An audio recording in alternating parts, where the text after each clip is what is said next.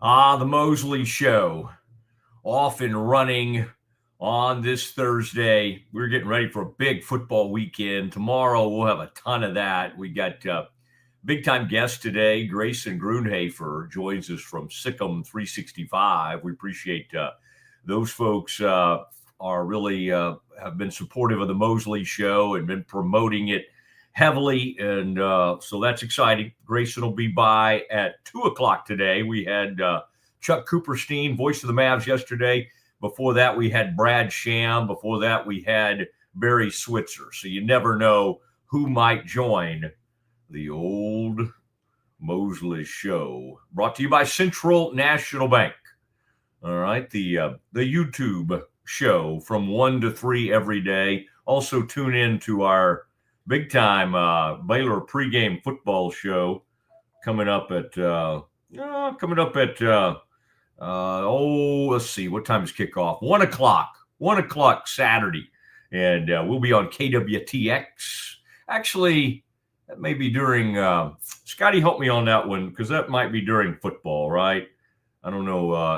Will there be a TV component to this week's pregame show? Well, what's fun about my job when Baylor doesn't kick off at 11 is we will deliver an hour and a half of content to WTX. Mostly all the time. And we will go live 2 hours prior to kickoff on YouTube.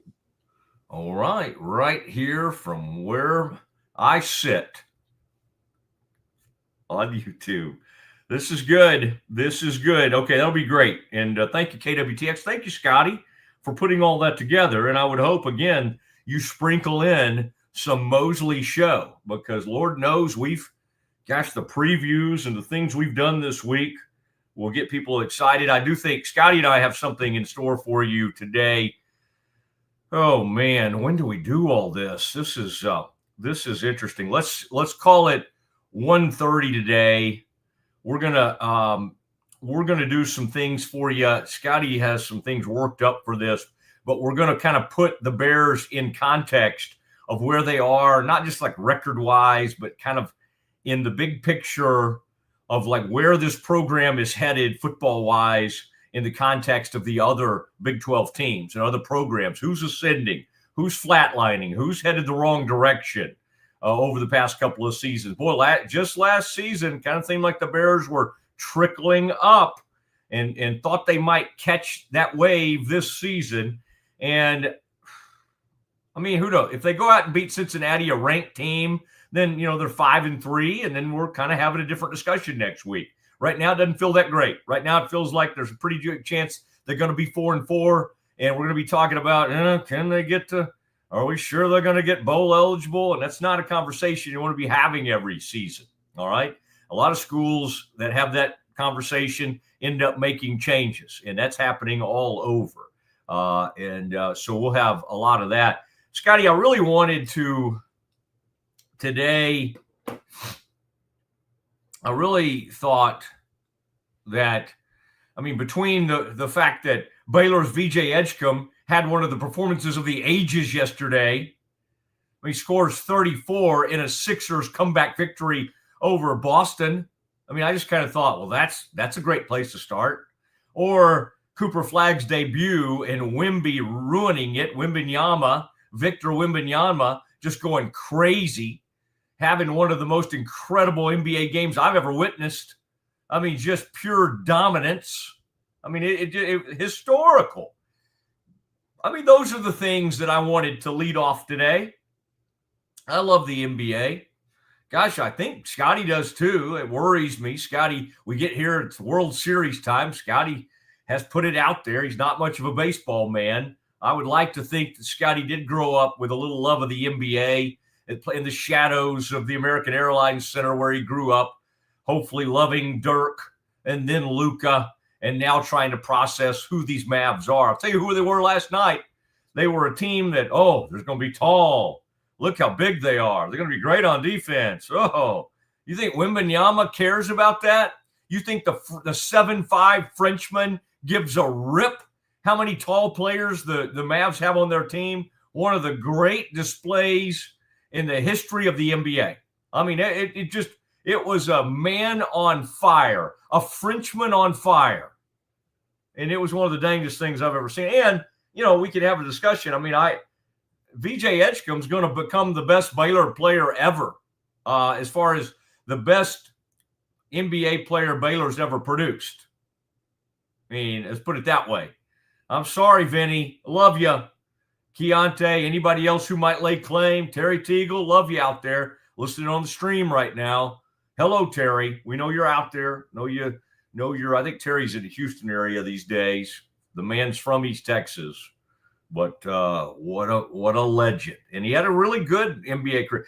I mean, we'll always have this, Terry. No one, and I know the younger audience would try to suggest that Davion or Jared or somebody else would surpass him as the greatest Baylor player of all time. But Terry Teagle always remains number one. I promise you that. But NBA-wise, our man VJ's well on his way. But let me, Scotty, I think we need the breaking news for this. This has rocked the NBA. This story had...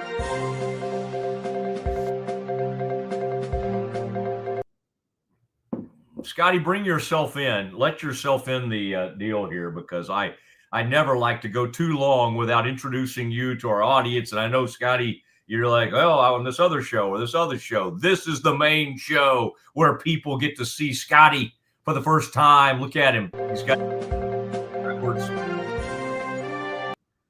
That, I know you're just doing the rock and roll, but that looks way too much like a hook 'em horse for my taste. Scotty, we'll always remember where we were for Wemby's performance, for VJ's NBA debut. But unfortunately, it's always going to be intertwined with this breaking news that the Trailblazers head coach, Chauncey Billups, golly, has Corey Dickman even gone to sleep?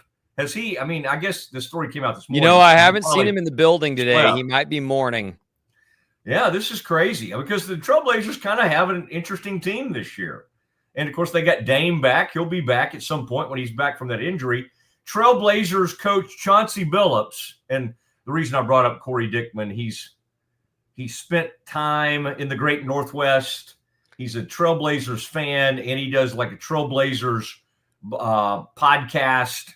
And so he's a big NBA guy, all right? And he's the owner, founder of the Rogue Media Network, but also mainly known for his Trailblazers work.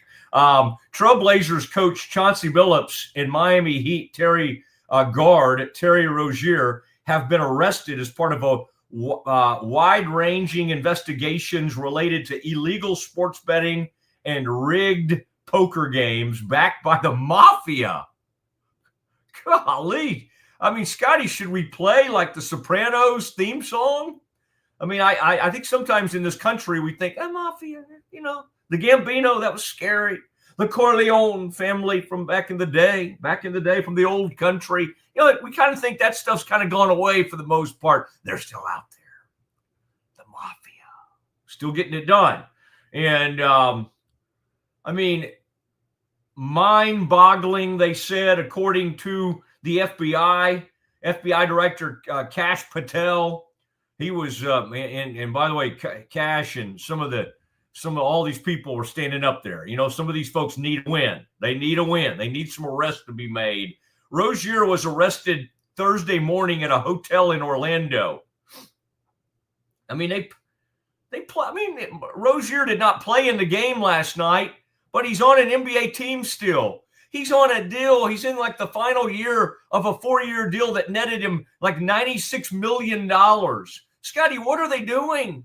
Like, why is a man that's making nearly $100 million contract kind of playing at the tail end of his career? But he's had a fine NBA career. Scary Terry. He was with the Celtics. Then he was with the Hornets or somebody. And then he was with the Miami Heat. He got traded to the Miami Heat somewhere in the 2022-23, right around then. They lost their season opener to the Magic on Wednesday. Rozier arrested the next morning. this is according to the indictment, Rozier and the other defendants, and there are other NBA people. We'll hear more. We'll have more names, and I can tell you some of these other names I'm hearing. I've seen before. I know some of these people. Had access to private information known by NBA players or NBA coaches that was likely to affect the outcome of games or players' performances, and provided that information to other co-conspirators in exchange for either a flat fee or a share of betting profits. Wow. I mean, think about like all the injury reports and stuff we can all get our hands on. And so what's happening is they're going above and beyond. Hey, I play for the Heat. I'm around these trainers. I'm around all these people. But I think the Rozier's problem is that, it goes back to 2023. There was a game that he begged out of on a so-called foot injury or some injury, and he begged out of the game. And there had been some over-under totals on his numbers that night. See, Scotty, and again, this is why ESPN and all of us are like partners with these online gambling and sports betting. And I mean, these are all fun. I mean, within reason, these are all fun things to do. Underdog is with us. All right. And they do a great job. It's not, we're everything's completely above board. But when you start to have like a federal crime, you have to have a victim, and then you have to have these conspiracies, and then a lot of times you have to have things go across state lines. There's different things that qualify, right? In this case, they were doing some kind of crazy poker deal. Scotty, I mean, surely you've read, I bet you've read some of this stuff right now. These poker games that were happening in New York and other places, they were using like an illegal, the card, the shuffler, these automatic shufflers that you would use, and everywhere you see in Vegas, they had off-book shufflers that were illegal. They had somebody off camera calling in to the quarterback of the table and then communicating. So the dealers, the other people at the table, so what they were doing on these illegal poker rings, they were bringing in celebrity poker players, like former NBA players, right? So they would bring them in, and then there was a victim. The victim were these huge money players that wanted to play with celebrities. They thought that would be kind of fun. One dude lost $1.8 million at the poker table. $1.8 million. In fact, they had to tell Chauncey at one point, again, this was a few years ago, I believe, they had to tell Chauncey, you're winning too much. You got to lose a few hands. Chauncey wasn't losing enough. You need to lose a few hands. So, and by the way, have I ever sat at a poker table with NBA players? Yes, I have. Not in this kind of context. Like a charity event, and it was with Jerry Stackhouse, Jason the Jet Terry, and there I am, first of all, not even knowing poker that well, but I got to sit there and play with those guys back in the day, and the guy that was at the table with us was someone who had won the World Series of Poker. I think his name was Scotty Greg Raymer, like Raymer, and he was famous for wearing not sunglasses, but like weird glasses that had the crazy eyes, kind of like my crazy eyes right now, that threw people off. But he also won the World Series of Poker. So I kind of know how this works, but in these instances, they were luring in, that was like for charity. No money was exchanged, and like nobody won any money that happened. The whole event was for charity. So it was all legal. This is illegal poker games and then other stuff. Now, Scotty, one of the other guys involved was Damon Jones. You go, hey, that name sounds familiar. Yeah, because he used to play with LeBron. And I'm not trying to okay. The only reason I bring Damon Jones up is because he got arrested for both of these things, for being involved in the betting stuff, and then also with the poker games. Former Cavs player and assistant coach Damon Jones was also among those arrested Thursday. He was an unofficial assistant coach for the Los Angeles Lakers in 2022 and 23 when he allegedly was involved with a sports betting scheme by providing inside information about NBA games to co-defendants, according to the indictment. Now, the more you read about this, somebody provided information one time on LeBron not playing because of an ankle injury before it had ever ended up on any kind of official injury report. That doesn't mean LeBron's done anything wrong. It's just somebody in the know passed that along, and then that all got passed to these co-conspirators. Billups, by the way, 2024, went into the Naismith Hall of Fame, signed a multi-year contract extension with the Trailblazers in April. Scotty, let me ask you off the top of your head. Let's play and today, by the way, is our Schmaltz's trivia contest. This will not be the trivia contest. Scotty, who is the head coach now? Who's the interim head coach of the Trailblazers without looking? I haven't seen that news. Tiago Splitter. No way. And the funny thing to me is, I would have believed it if you told me he was still playing, right? Yeah. I would have said, Tiago Splitter, he's still playing for them. Okay. Some of those European dudes just bounce around forever. Yeah. Right? From bench to bench. He wasn't a great player. He wasn't horrible.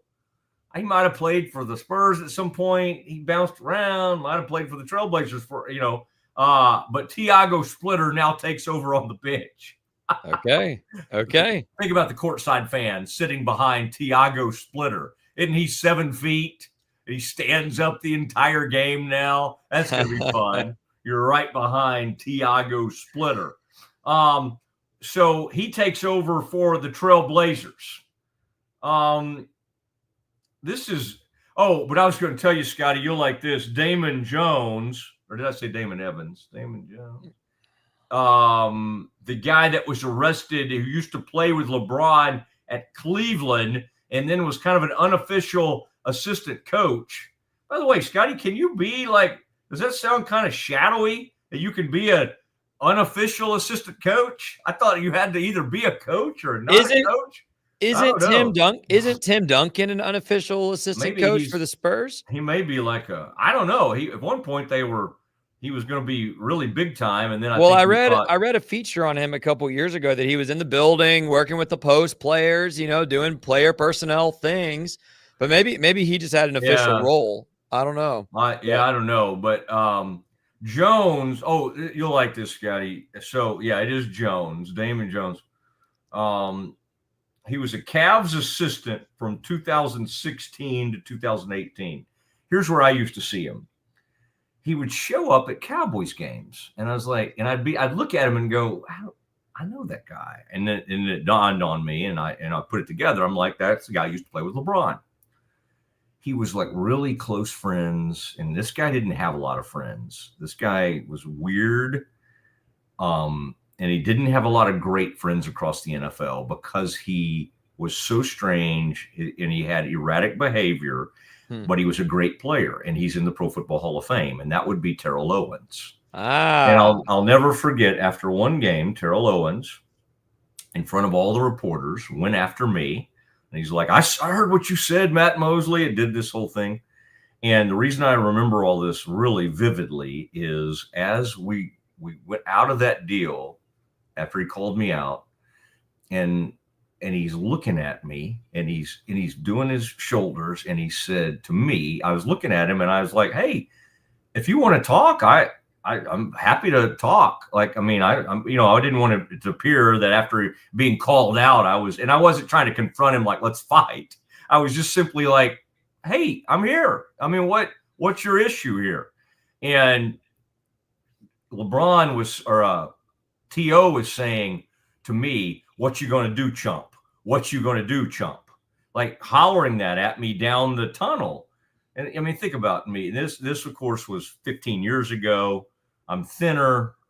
I am younger, but still not capable of handling myself in a fight with Terrell Owens, who was probably the most chiseled athlete, in the NFL, but who was standing next to him, laughing and egging him on. But this guy, Damon Jones, was his, and I always thought it was strange. Look, nobody hung out with T.O.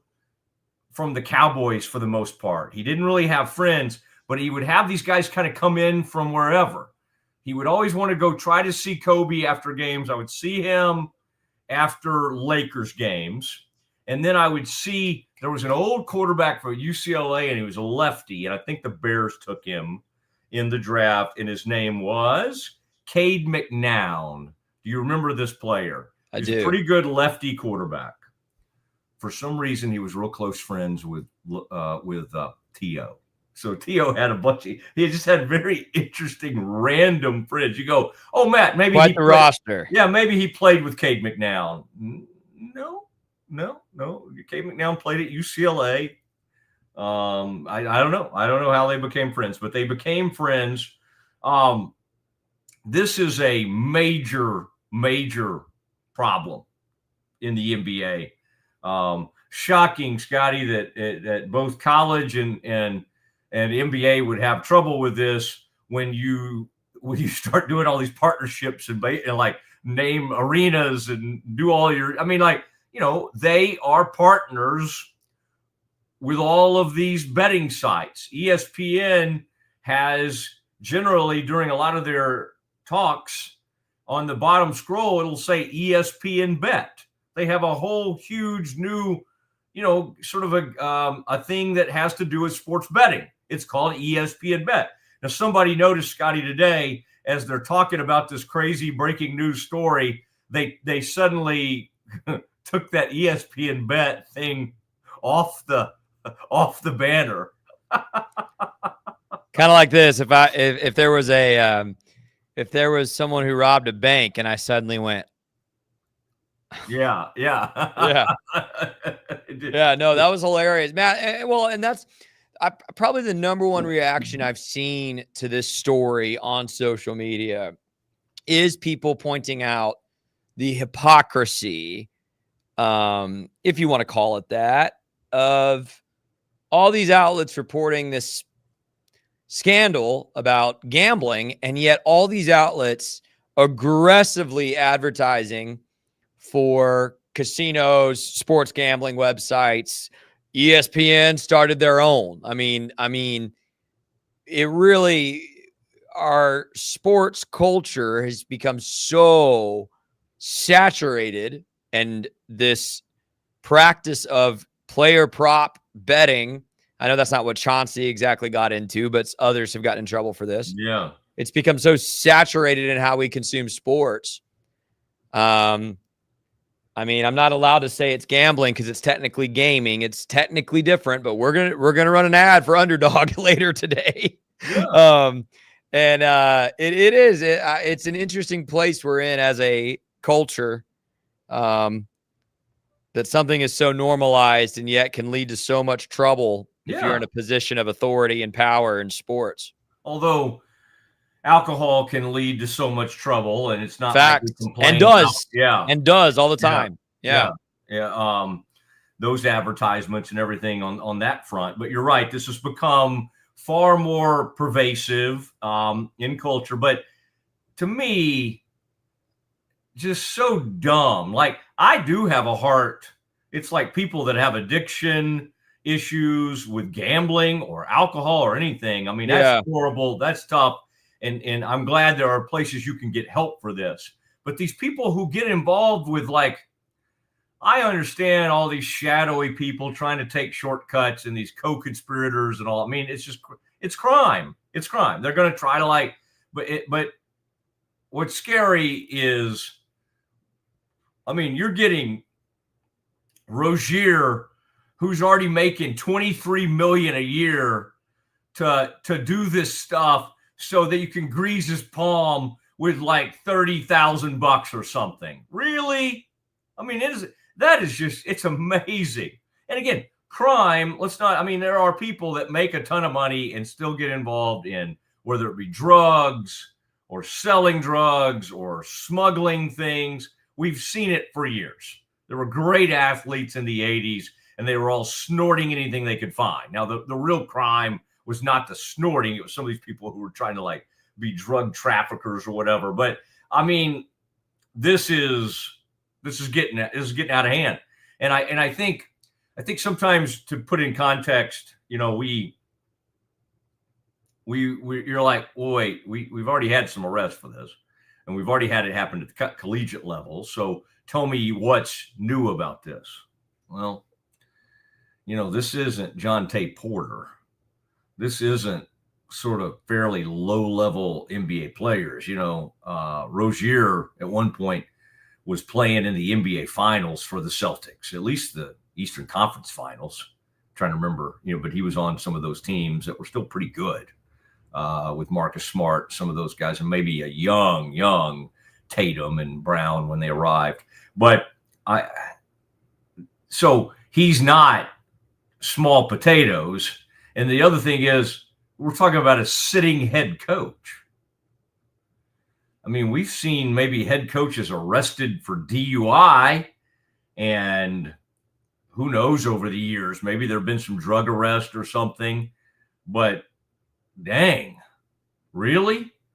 Like Chauncey Billups, you're out there part of like a poker. I mean, we got to figure out exactly, which guy's involved with which. But I mean, Damon Jones had a decent NBA career. He was kind of one of the henchmen.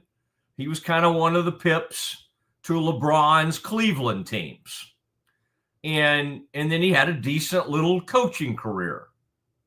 Well, then on the side, he starts, well, now I'm here with the Lakers. I'm helping out, doing some things kind of unofficially, but I'm here. And I'm friends with LeBron. That's why it's scary, because I'm not saying LeBron's been implicated or anything like that. But if you let your little buddies hang around, Damon, come on up here to LA. We got like an unofficial job for you. You can hang around. We'll hang out, let you work with the guards or let you do whatever. Watch out, because then he gets involved in criminal behavior. But to Scotty's point, it's all true. You get in bed with all these organizations, and again, like, we're going to have an ad here coming up. But again, we're trying to make, we're out there trying to run a business, and this is a very legit partner that we have. These sports organizations, in a sense, by being so overt about it, and now soon, and they may already have this for all I know, in some of these NBA arenas, there will be betting kiosks, right? That's, if it hasn't happened, it'll happen soon. Like if Chicago has legal gambling or gaming, why in the world wouldn't you have kiosks inside the arenas? That's going to happen. That's all going to happen. Well, as you celebrate and do more and more with that, it just normalizes it to the point where I think these folks think, well, am I really doing anything that wrong? Or is this that wrong? Right? I mean, like, my team has this on its jersey. My team's running around with some of these, some of these things on its jersey. We have this on our court. Look at this. How could this really be that wrong? And it is. And by the way, this is one smart thing the NCAA is doing, I think. They're letting, rather than just go, no gambling, you kids can't do this, you kids need to grow up. It's like, we're like, okay, now you can make $500,000 to $1 million or whatever to play college football or basketball, but don't ever gamble. Don't ever get on one of these sites, okay? Because your career will be over. Starting November 1st, they're going to let these college kids bet on pro games. And it's probably pretty smart. It's probably pretty smart. It's like legalizing marijuana in some states. We have that argument all the time. It's like, you know what? If they're going to get caught and they're going to do this and it's going to happen, let's let them somehow do this responsibly. So I don't know. And Scotty, you may have a different thought, but to me, it kind of makes sense. Let them try to let them do some of this that's legal, and maybe they won't as much be tempted to do. Now, the scary thing though is there's always going to be creeps, and more of them will show up that try to get in the ears of these players and go, hey, all you got to do is sit out tonight. No, go out there for about 5 minutes and then fake an injury. There's always that element.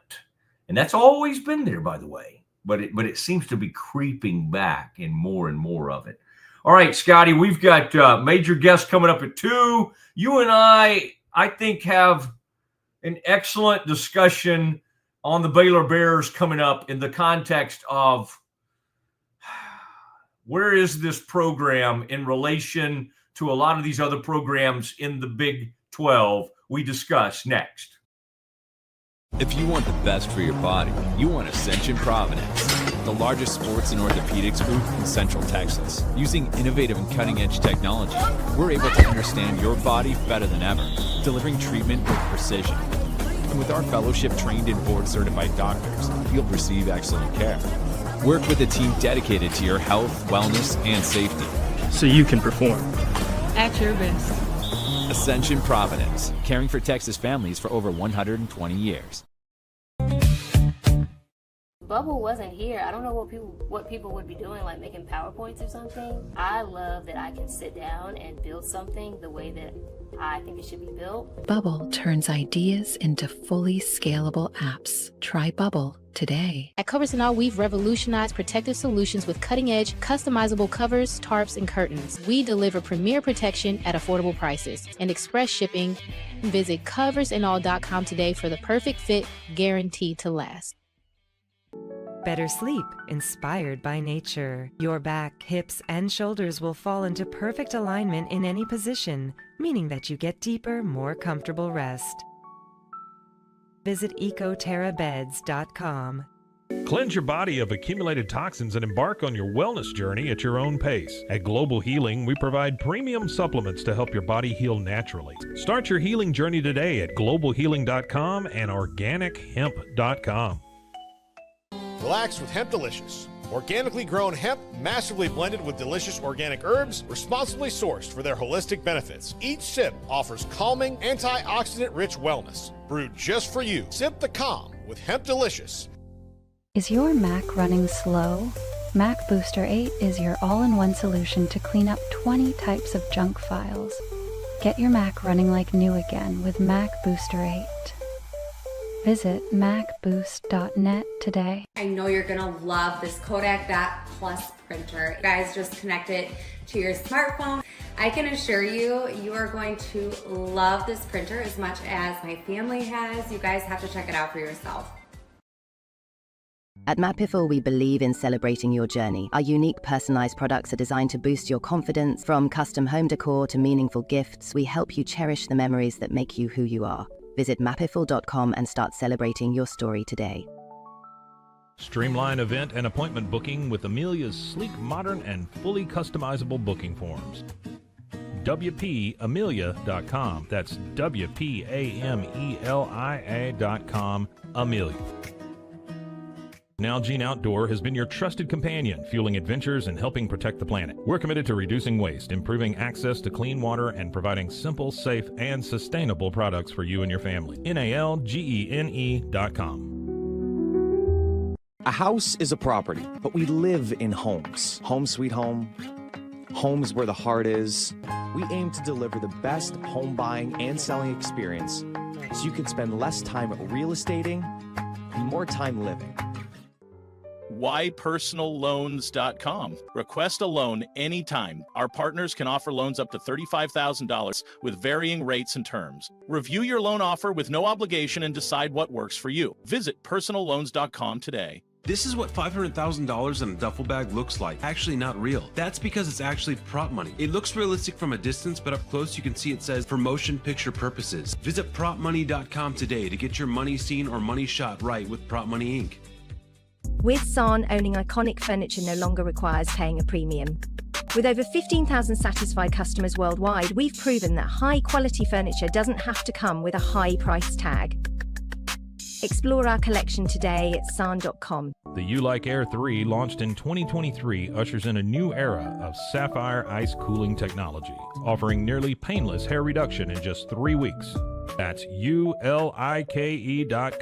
U-Like. VivoSun's mission is to empower growers with stylish and effective products, making indoor growing accessible and enjoyable for everyone. Visit vivosun.com today and get started making growing plants and vegetables easy and automatic. It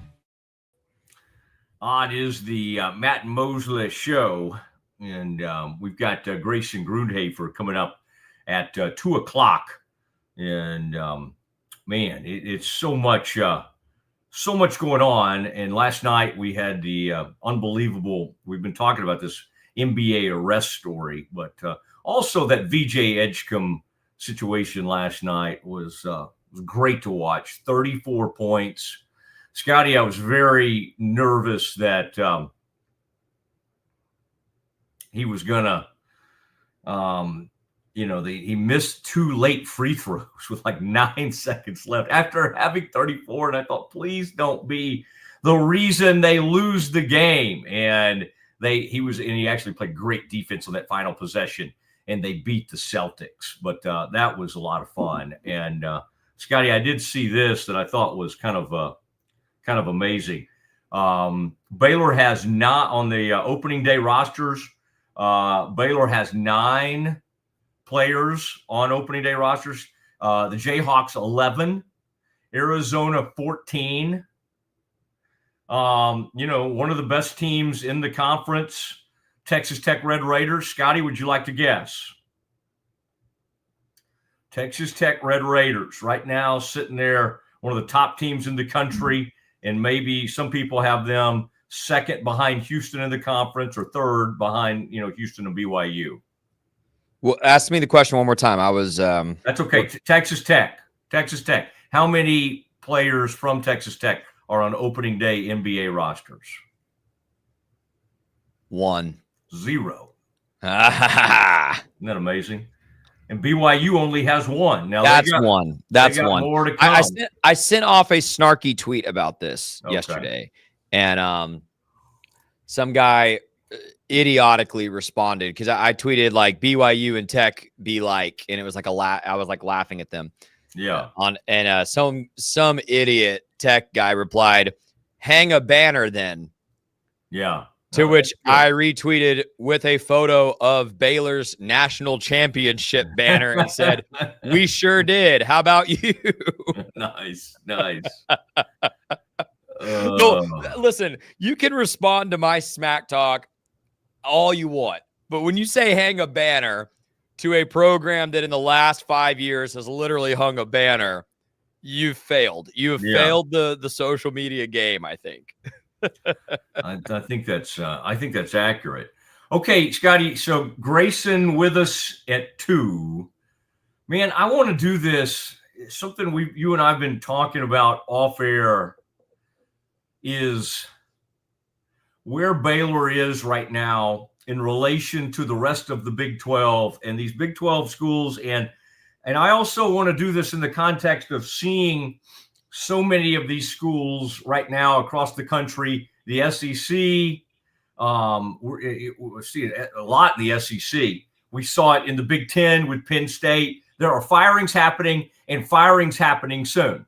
Now, interestingly, it's hard to think of someone because West Virginia just turned over its coach. Yep. And they're not having a great year, but it's not like they're going to fire Rich Rod after one season. The Big 12, and I mean, I'm not saying Dave, if this thing goes south, Dave could get right back on the hot seat. The Big 12 does not have as many hot seats as other places. In fact, somebody we had on recently when they were talking about the Florida Gator opening, I think that was Chuck Cooperstein, who went to Florida. Wasn't that interesting? He was talking about he wants Jed Fish for that job. Jed Fish did a good job at Arizona. I didn't necessarily think Jed Fish was just blowing the doors off at Washington. He doesn't seem like a prime candidate for Florida to me, but no. And I was a little bit surprised by that. But Scotty, you've been working on this, and I want to continue to bring this to the table. So I don't want it just to be like, oh, this is the one time we're going to use this graphic, because I really like it. What we did, we've been kind of thinking about Baylor, not just this year to last year. And I think in our minds, we're even going back a couple of years. But we're looking at, over the past couple of seasons, where all these programs are headed. And like we thought K-State would be pretty good this year. They haven't been. We thought Iowa State could be really good, and they started that way, and then they've kind of hit a ditch. So, but what we're trying not to do is get too caught in just the moment, because we saw how Baylor took disaster last year at 2-4. Everybody's going to get fired. They're going to fire Aranda, blah, blah, blah. And they ran off 6 straight games, went to a bowl game, played LSU, and then the arrow seemed to be pointed up. We're trying to take a holistic view of where these programs are. So, Scotty, let's put it up there. This is a I like that. I like that. I like the looks. And Scotty, you know how excited I've been just about being able to show highlights and videos and graphics and all these tweets you put up there. Mainly, I think Scotty likes to put his own tweets up. But no, I have not done a lot of that, to be fair. I know, just take a joke. We could do a lot more of that if we wanted. I know, that's fine. I'm not opposed to it. All right, let's look at, and Scotty and I were kind of going back and forth, and we understand you may have some pushback on where some of these programs are headed right now, but we're kind of looking at the past couple of seasons. I think you could argue with Utah bouncing back a little bit this year, having its moments, and having that one down season last year with a quarterback who was perpetually hurt. He's always hurt. You could say Utah's starting to trickle back up, but let's start with Baylor. Let's start with the obvious. The Bears, 4-3, they had kind of had it going last year. There were arguments even to be had a couple of weeks ago, Scotty, before the TCU game. People were like, hey, Baylor's won 9 out of its last 12. But, yes, you could make those arguments. And I think if they had a beaten TCU, we would have probably had at least the yellow lines, at least kind of the flat lines, because they would have been sitting there 5-2. But, man, when you go to TCU and you lose 5 of 6 against a rival like that, it's not headed the right direction. And I think on top of that is you can't help but think, and maybe we're too close to this. Maybe there are other people in the conference who would give Baylor the yellow dots and would give Baylor flag. But I think the reason, Scotty, we both think Baylor's arrows pointed down is because their head coach, who was put in charge of the defense, you are not only the head coach, but you're also head coach of the defense. We didn't bring this defensive genius in here to not have more of an impact on that side of the ball. So you're calling the plays over there, coach. You're head of the defense. Scotty, we talked about it yesterday. Stop rate. That's basically how many times are you stopping drives? How much are you getting off the field on third down? How many drives against you are ending in points or whatever? Ohio State, for instance, Scotty, I think we had that. Like their stop rate is like unbelievable, up around like 80%. Yeah, it's like 80%. It's crazy. Okay. Baylor's is around, I'm surprised it's even this high, like 51 or 52%. Baylor checks in at 119th. I saw Ohio State's at 84%. Yeah. That's obscene. I saw Cam say something like, hand to God, I didn't know he was acting blown away by the stop rate. And I wanted to say, Scotty, we just had Cam on and we told him that. But anyway, that's fine. I don't know what Cam. I have a hard time monitoring Cam at all times, so I try not to. The Bears were 119 out of 136 schools in Division I. Yeah, that's Division I. That's not power schools. No. Right. I mean, what you want to look at is like, are these numbers kind of like, is there anybody down there near Baylor that's having a good season? That maybe their offense, and the answer is really no. Pretty much no. UMass every year is horrific. They used to be good at basketball. They're horrible at football year after year after year. Okay, you're never going to like go, oh, that's a good coaching job. I think I'll go to UMass. I mean, maybe somebody like Kurt Signetti could turn them around. But for the most part, you never turned UMass around. They're 117. They're 2 spots ahead of the Bears. I would say, Scotty, other than maybe Oklahoma State and maybe West Virginia. I don't know. I don't think I'm looking at it right now. Okay. Is anybody else down there behind the Bears? Is OSU? The only Big 12 school is Oklahoma State. West Virginia actually slots in 10 spots above Baylor. All right. The only other Power 4 schools that are ranked worse than Baylor: Virginia Tech, bad year. Rutgers. Yep. Horrible. Rutgers. Horrible. Arkansas. Fired their coach. And Oklahoma State. That's it. Fired their coach. Yeah. Oh, and I guess Boston College is a Power 4 school. So Boston College. Correct. There you go. That's it. Wow.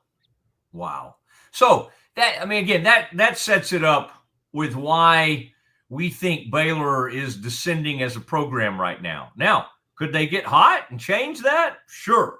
I mean, but even that is upsetting in the sense that every year is that roller coaster up and down thing. And it's like 3-9, probably should have gotten him fired. It didn't. Last year he's 2-4. Most schools would have gone ahead and fired him, and they let it play out, and he turned them around. I mean, you got to give him credit for that. You can't, if we're going to kill him for all this other stuff, and you say, well, Matt, it was Sawyer. Yeah, that's true. That's true. But the team found a way, and they turned it around, and I do think Dave does get a lot of credit for that, even though let's not act. I mean, he had to fire his secondary coach. I mean, there were defensive coaches. They got finally, by the way, because after 3-9, he fired all his offensive coaches. After 3-9, he was like, oh, I kind of like these defensive coaches. Oh, okay. I guess, are we good on defense, really? I didn't realize that. So Dave has, in addition to, basically, I wouldn't say he hates the media. He has no relationship with the media. So he can't stand doing media. He doesn't, he's bad. He's not bad at it. He just doesn't do it. He's not willing to play that game unless like forced to. So he's not going to help himself there. He's bad on defense. So he really needs a miracle right now to kind of turn things around for him, because like he's failing at like everything. He's not great with the fan base. The fan base does not like him. He's not great at defense. Baylor, we just established that they're one of the worst defenses in the country. Like, so what's he good at doing? His players, they love each other. Well, you can't really measure that. They don't have a stop rate for that. His players never stop fighting. Well, there's not really much to that. I mean, it's not great that the best thing you can say is like they've never given up. Like that's not a standard. Like they're by the way, Auburn's in overtime every week. Auburn never gives up. And they say maybe they love each other in the locker room. But there's a great love. Okay, but again, they're going to fire their coach. I mean, these people are held to different standards than Baylor is held to, and it's just the truth. And I hate it. I wish Baylor was held to a similar standard as programs that take themselves very, very seriously. But Baylor's not. And so here they are at 4-3. And maybe they'll go pull off an upset, and that would be wonderful. Scotty, we have Grayson coming in here in a minute. We might even throw this up at him and see what he thinks about this. Let's throw it up there again because I do love this graphic. Let's run through these real quick. TCU is not that far removed from playing for a national title. But they've kind of just been, last year they did end up with 9 wins. They lost to Baylor. Really, they rarely lose to Baylor, but they did last year. So that was a gut punch to the deal. But they've been up and down, much like Baylor. So we flatlined them. Iowa State's been good. They've been kind of whatever this year. Kansas can be dangerous, but they're really kind of flopping around 500, nothing right now. Tech, with all their money, I know they lost. And by the way, they just said Hammond's going to start this week. Tech has a 46% chance, according to ESPN, of getting to 11-1. I mean, you might not like Joey, you might love him, you might whatever. But Tech is a program on the rise. You can't argue otherwise. Kansas State's having a bad season. Cincinnati was flatlining, kind of nothing. Nobody cared about them. Cincinnati and Houston in the same boat. Houston has a second year with a new coach, and you go, oh, they hadn't beaten anybody. Well, I mean, they beat Arizona. Arizona was having a really good season. Arizona's sitting there with only 1 or 2 losses this season. We've got an arrow up over Arizona. Houston beat them 31-28. Houston's 6-1. Their fans are excited. Yeah, they got beat by Tech at home, but Tech may finish 11-1 this year. BYU, undefeated. Tech has a 46% chance to finish 11-1. BYU, I think I saw this, Scotty, has a 27% chance, according to ESPN's computers. 27, pretty good. That's a pretty good chance. They got a 28% chance to win. Just to give you some context on that, Alabama right now has a 25% chance to win the SEC. A&M, who's undefeated, only has a 17% chance to win. They're saying BYU has a 28% chance to go 11-1. Arrow pointed way up. But now I do think some of the BYU people were getting a little tired of Satake even just 2 years ago. He was really good last year. He's great this year. And I love the guy. To me, he and Dave have some things in common. And I do think that's a real good bond between those guys. But man, when it comes to media and it comes to endearing yourself to your fan base, they're not even on the same planet. Kalani Satake is a godsend. He is God's gift to the LDS community in BYU. Dillingham's a great coach. They're headed up. Deion's Deion. That program, people care about it because of Deion. So that program's up. I don't know why I'm clapping. And Tech's up. We saw that. Everything else we kind of had flatlining. And I don't know. Maybe Grayson may have a different opinion on that. We do have Grayson Grundhoefer, does a great job with Sick'em 365. He's going to join us next. If you want the best for your body, you want Ascension Providence, the largest sports and orthopedics group in Central Texas. Using innovative and cutting-edge technology, we're able to understand your body better than ever, delivering treatment with precision. And with our fellowship-trained and board-certified doctors, you'll receive excellent care. Work with a team dedicated to your health, wellness, and safety. So you can perform. At your best.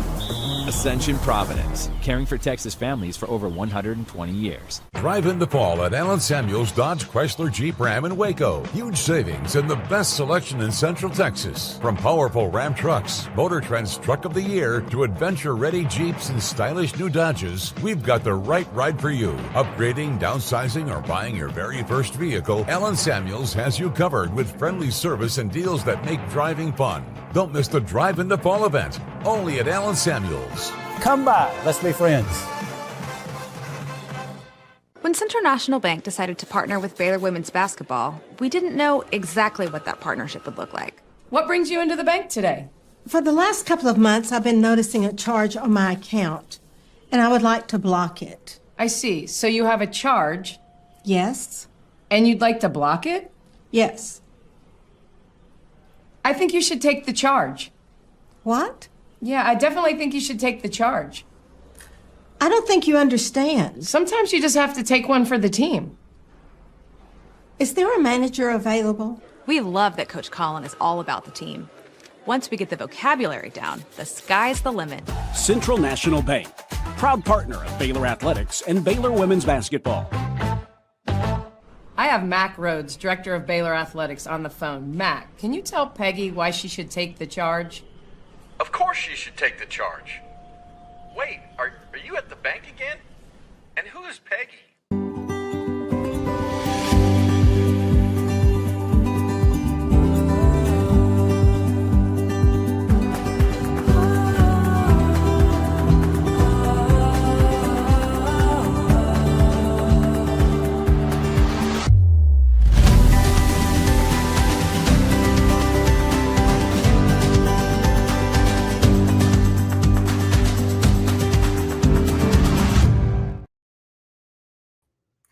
It is the Mosley Show, and we get ready to bring in Grayson Grundhoefer.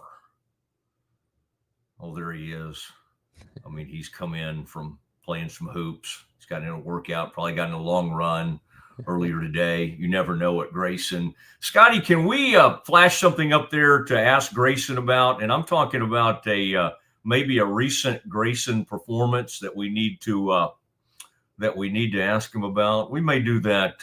Well, we may not. I don't know if we have that ready for you, Grayson, but there's something we, oh, there it is. There it is. Grayson, can you have a look at that? That is, you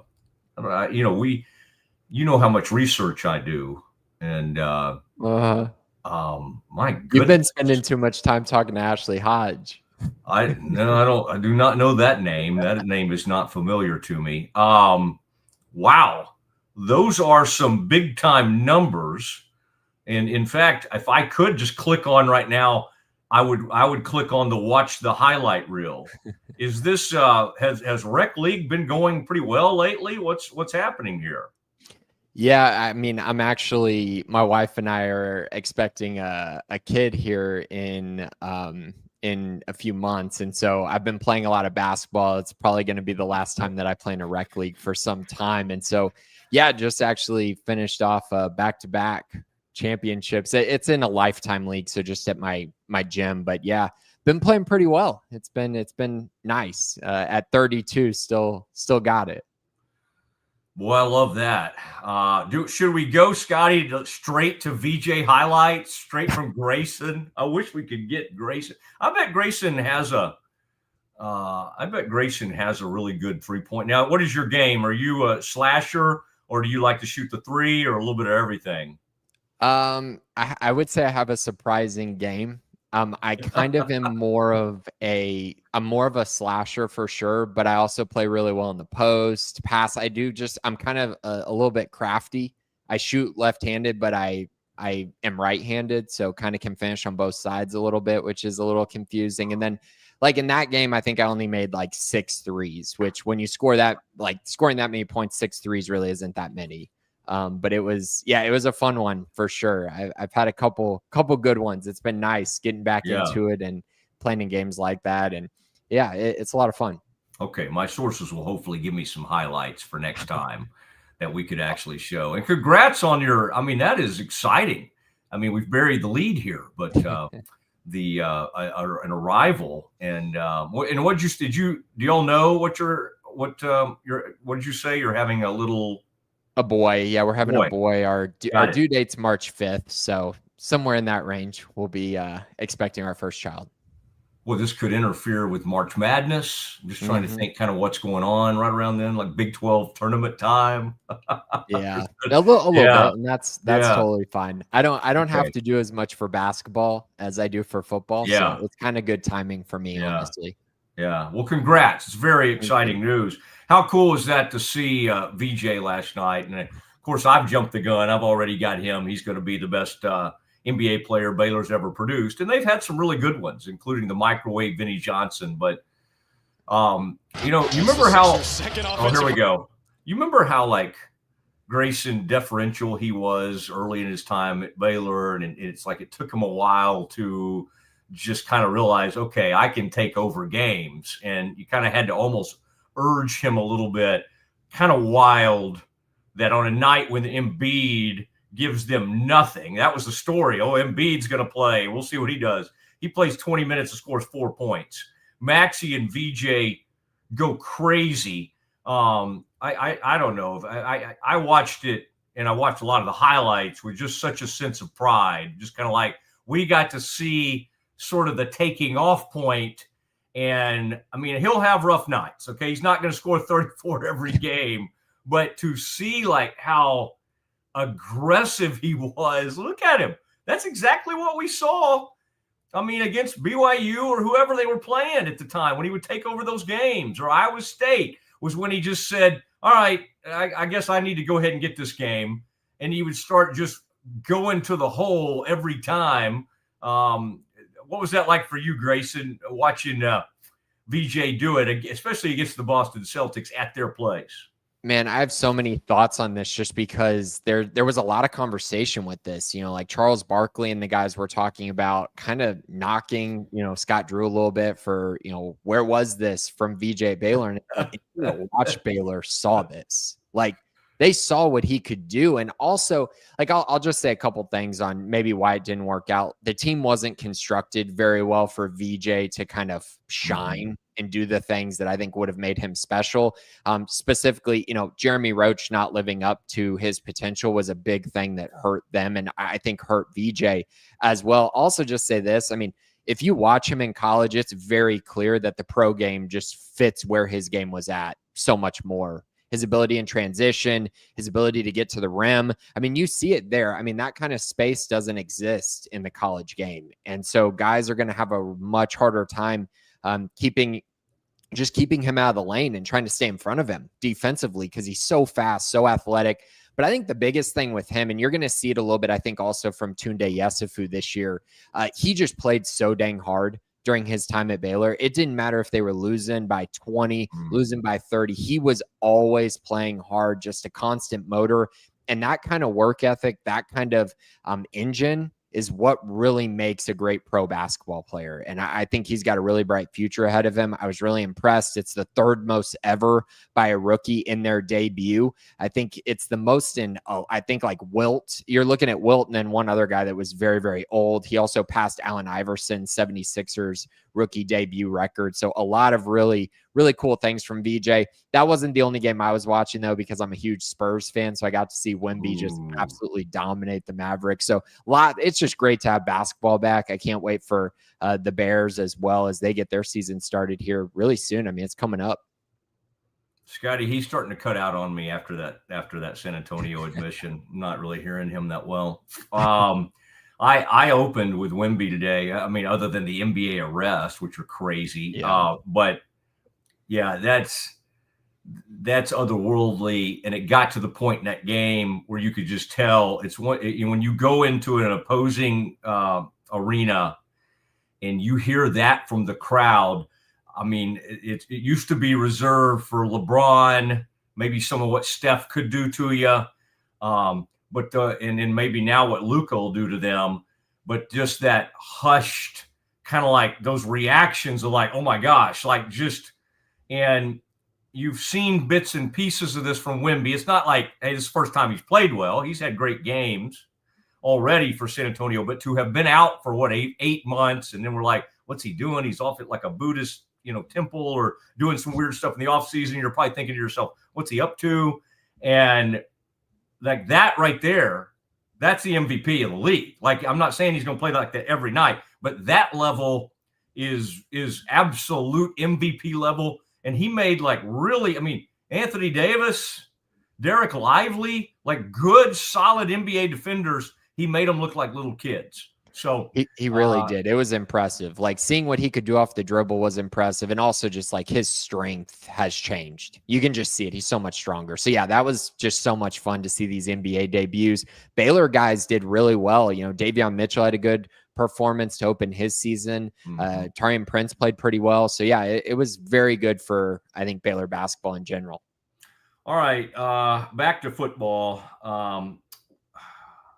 You have this down on Siegmund 365 as a legacy game for Sawyer. And I think in the context of coming off a really rough game for him, and he was not getting help at times. There were some drops in that game. And then, of course, what we're seeing, Baylor always has the frantic comeback, right? I mean, they had to do it against K-State. They had to do it against SMU. I mean, I guess you could make arguments. This record could swing either way, right? It could be really, really bad. Maybe you could make the argument it could be better than 4-3. I don't know. But you asked the question, will this be a Sawyer Robertson legacy game? And it really does feel like they need to have happen in Cincinnati what they did to Texas Tech last year. Like, they need to show up and somehow have one of those, we're all on, maybe get a couple of takeaways. They need a lot to go their way, or it's 4-4. And it just doesn't seem like help's coming on defense. There's no player, like with the Cowboys, you go, this guy's coming back. DeMarvion Overshaw's coming back. Help is not on the way, really, with this Baylor defense. So I think that allowed you to arrive at a place like, if anything's going to happen, it's Sawyer has to bounce back with a huge game. That's where it's at right now. I mean, especially in this Cincinnati matchup where I know Cincinnati's good. I think that maybe people are a little too excited about them. I think they're very good, but I also think that there's maybe just a tad too much going in their direction. I don't think that they've been as good as maybe people think. They do have, a top 50 defense. Their defense is kind of in the same region as your TCUs, your SMUs, your K-States. It's kind of in that region. Then their offense, of course, is great. So the issue here is I don't see Baylor's defense getting very many stops. And really what this comes down to is Baylor's offense, when the defense does get any stops or force a field goal or anything along those lines, the offense has to take advantage of it. And they didn't do that against TCU. They could have easily been up 14-0 in that game. And instead it was 7-7. And just everything kind of felt like, if they'd gotten out to that lead, who knows what happens? It's college football. A lot of things can happen. But I think in general, when I look at this matchup, it's very clear what Cincinnati wants to do. They are cool with giving up yards, and they've given up yards on the ground since Big 12 play started. They've given up yards through the air all year long. They're going to give up yards, but the issue comes in the red zone. Cincinnati is second best in the entire Big 12 as far as red zone touchdown percentage. So when Baylor gets in the red zone, when any team has gotten in the red zone, they are not scoring touchdowns because of this Cincinnati defense. They don't give up scores. They force you to kick field goals. They force you to go for it on fourth down. All of those things are really, really important when you're looking at games that are close in the Big 12, when you're looking at your defensive metrics. If you can get those stops in the red zone, it's key. And Cincinnati is currently at a 47.8% touchdown percentage allowed in the red zone. And then you look at their offense, they're also second best in scoring touchdowns in the red zone at 78.5%. Baylor's at 68%, which is second worst in the Big 12 in allowing that. So all this to say, if Baylor is going to be in this game, they're going to have to score in the red zone. They're going to have to find a way to score in the red zone. And in order to do that, you're probably going to have to throw the football. And Sawyer Robertson is probably going to have to throw for 3 or 4 touchdowns in this game, in my eyes, especially with kind of where things have been out with the running game. I also think Cincinnati is pretty susceptible through the air. They don't get a ton of pressure on the quarterback. They don't force interceptions. They only have 1 interception on the season. This sets up for Sawyer to throw the ball really efficiently and put up some points and some yards for Baylor if they can score in the red zone. And that's why I kind of pegged this as a potential legacy game, because you're going to have to play some keep up and then you're going to have to put up some points. So yeah, it's going to have to be kind of in line with, I think, the SMU game. Somewhere in that range is kind of how Baylor's going to have to play, because I don't see the defense getting very many stops. Well, and you wrote about Sorsby. Doesn't it feel like he's almost having the season Sawyer had last year? Kind of shocking to see how he's not turning the ball over. They got off to, they had the one loss, was it against Nebraska to open the season, and then they got on a run. I don't know where Baylor is in this secondary. It's just, if you said, Matt, if we had to come up with the best cornerback right now for Baylor. It's just like they all like, and in fact, in that TCU game early, I would say when I was racing over there from the pregame, Thornton actually made a couple of plays on the ball, you know, and so I have to try to remember like good moments from this defense, but it's just it's just sad, honestly, that they don't have reinforcements or they don't have anybody they can really, you know, with folks out and some veterans out and everything, like Williford, for instance. Maybe somebody will convince me that he's going to be good someday or whatever, but he's not ready. Like they're like racing past him. He's bad on double moves. And then when you hear Dave talk, what frustrates me about Aranda is just and he'll try to explain it to you. So it shouldn't frustrate me because most coaches don't spend the time that Dave does saying, well, here's what happened. But that one run that they had, I mean, Baylor needed to stop and they went for 55 yards and barely got touched. It's like I'm tired of hearing Aranda say, well, he had a safety and he was supposed to come up there and somebody was driving, the linebacker was coming over here. And it's like, part of me thinks when I hear those explanations, I'm like, well, that's a bad scheme. If you were like relying on one safety, and by the way, your safety play hasn't been great this year to break up a running play. And so I guess where they are is their up front guys are not good enough with their techniques. And then you have to have an explanation like that. Well, the safety was supposed to take a direct line, but for some reason he veered off because he thought somebody was cracking down from his left. I like coaches that explain things, but I'm to the point, I'm like, it doesn't really matter. It's not good enough. It's not. And I think the fundamental problem is that Baylor is losing in the front. And when you're losing in the front, I do not really care, you know, I care who's missing tackles, but if you're just getting mauled up front, it's really hard for a linebacker to be great. It's really hard for a safety to go make game-changing plays if you're just getting moved all the time. And in that TCU game specifically, they just were physically outmatched in that game. And, you know, I'm not saying that can't change in specific matchups, but in that game, one team wanted it a whole lot more. And I think it was pretty evident which team wanted that game more, which team was hungrier in that game. And I just think that's what happened there. I mean, Baylor also did try to play three safeties at times. I think that's also part of it, Matt, is that you're playing three safeties kind of high because you're trying to make corrections. And unfortunately, their bet was, okay, maybe we can stop the run because TCU is not a good running football team. And we're going to try to take away some of the things in the pass game. They obviously got hit by the run game, and it put safeties in positions to make tackles, obviously, that, you know, weren't made all the time. And so I think in general, you know, Dave Aranda's trying to get creative. I think some of it is personnel. Like if you're not winning up front, that's a personnel problem, really. I mean, at the end of the day, a lot of that is just, are you overmatched up front? The problem is in comes probably the best offensive line Baylor's faced all year in Cincinnati, or at least they're right there with your Auburn and your Arizona State.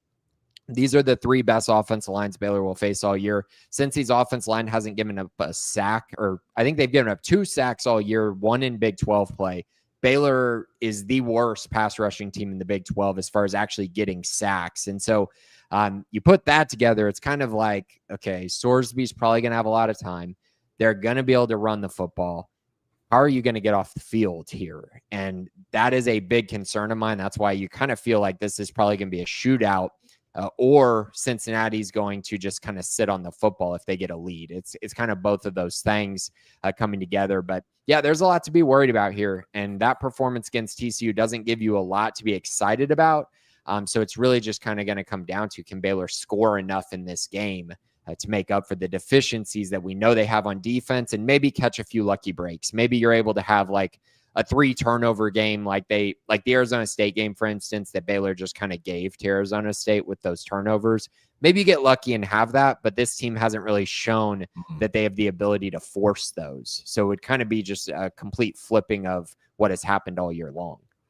Yeah, and you saw that stop rate. Bears are like 119th in stop rate, and it just does not look like. And I don't know. I mean, like the recruiting is the only thing when you put one of those posts up on Sick'em or on Twitter of like what all those recruits are doing on a weekly basis. I'm like, okay, I'd love to see those guys. But then you wonder, okay, is this staff like headed to a place where we're ever going to really get to see those kids? Usually even like really good recruits, you might need to wait till their second year on campus. There's not a lot of true freshmen who walk in, and that's the biggest reason you would root for the staff to stay intact or for Dave Aranda not to get fired, is because they've put together a nice class. Did I see you say they offered somebody from out in California this week?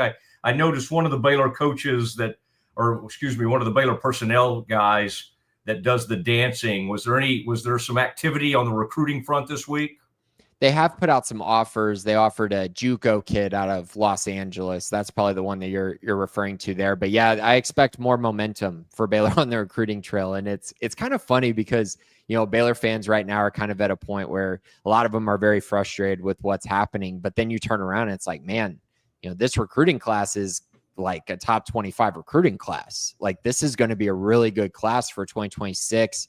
2027 already has 2 4-stars committed in it. So it's just like, man, there's a lot to be excited about there. And now it just really comes down to, can they take care of things on the football field so that class stays together and so that the staff remains? You know what I mean? All of those things are very important when it comes to recruiting. Getting a win against Cincinnati on Saturday would be a big one, I think, for this program and for their kind of trajectory. I know a lot of Baylor fans, again, are kind of upset, maybe a little bit out.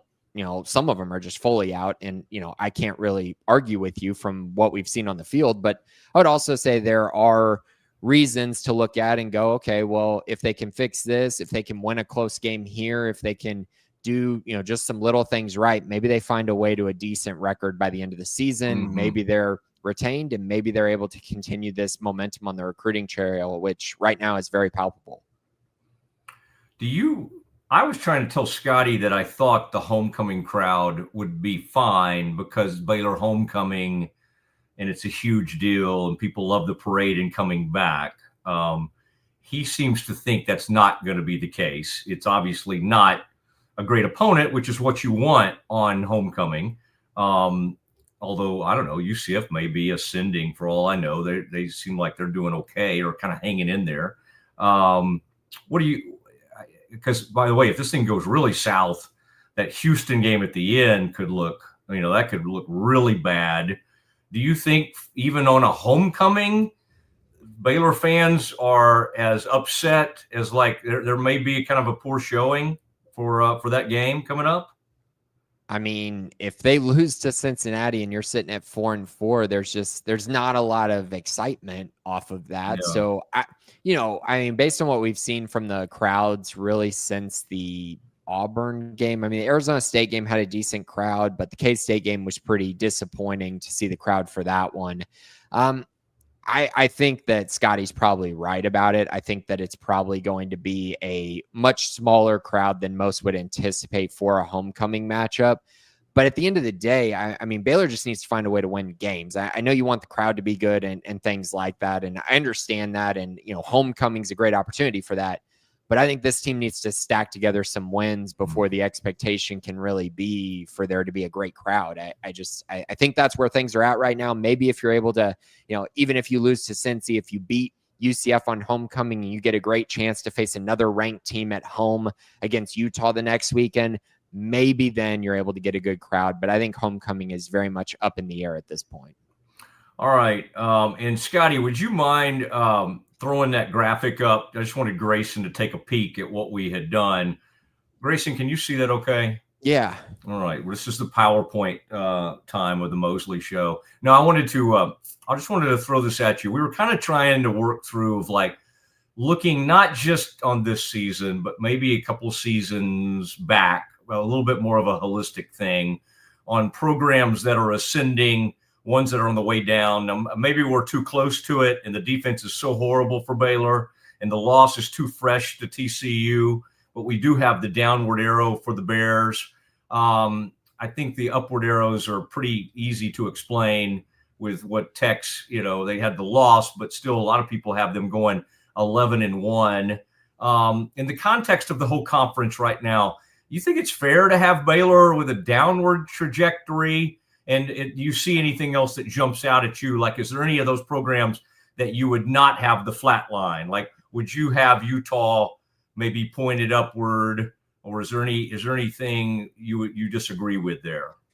Yeah, actually, there's quite a few thoughts I have on this one. So Utah, I feel like their problem is what's going to happen when Kyle Whittingham is gone. I think that's kind of the unknown there. And so I think it's probably fair to have them without an arrow pointing up, even though I think they're very good this year. They have a really good quality team.